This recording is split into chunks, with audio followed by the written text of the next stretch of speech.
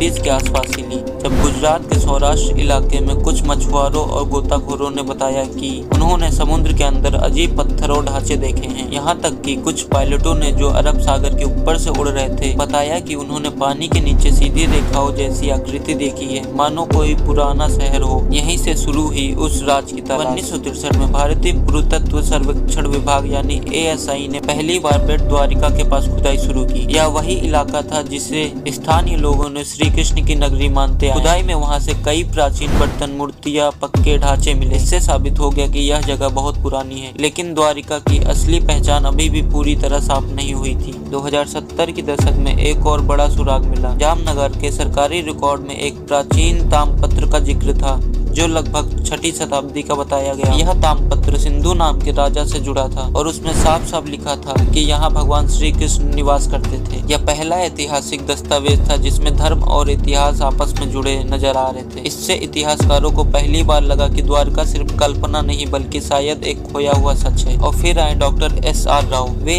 ASI के वरिष्ठ अधिकारी थे और भारत के शुरुआती समुद्री पुरातत्ववादी में से एक। उन्हें महाभारत और पुराण ग्रंथों की बातों पर भरोसा था। उन्होंने उन विवरणों की तुलना आधुनिक समुद्र के नक्शों से की और पाया कि अगर द्वारिका सच में भी थी तो वह गुजरात के पश्चिम तट पर ही रही होगी। इसी सोच से 1979 में भारत में पहली बार समुद्र के नीचे पुरातत्व विभाग की खोज की नींव रखी गई। डॉक्टर राव ने गोवा स्थित नेशनल इंस्टीट्यूट ऑफ ओशियनोग्राफी की मदद ली और एक नई खोज का अभियान शुरू किया। यह काम आसान नहीं था, न तो उस दौर में भारत के पास अच्छे उपकरण थे, न ही आधुनिक तकनीक। फिर भी उन्होंने स्थानीय मछुआरों और गोताखोरों, पुरानी नावों और शुरुआती सोनार तकनीकी की मदद से समुद्र के अंदर छिपे राज ढूंढना शुरू किए। और फिर समुद्र की सतह के नीचे उन्हें कुछ ऐसे ढांचे दिखाई देने लगे जो किसी भी नजरिए से प्राकृतिक नहीं थे। वहाँ पत्थरों की लंबी दीवारें थी, बड़े बड़े खंभे थे और ऐसे लंगर भी मिले जो साफ बताते हैं कि वहाँ कभी जहाज आते जाते रहे होंगे, यानी यह जगह एक पुराना बंदरगाह रही होगी। लेकिन यह तो बस शुरुआत थी, असली खुलासे अभी बाकी थे। दोस्तों, 1980 का दशक उस कहानी को सच साबित करने की जिद बन चुका था। डॉक्टर राव को महाभारत और पुराणों में लिखी बातों पर पूरा भरोसा था। उन्होंने उन ग्रंथों के नक्शों और विवरण को पढ़ा, समझा और फिर आधुनिक समुद्री मानचित्रों से मिलाया।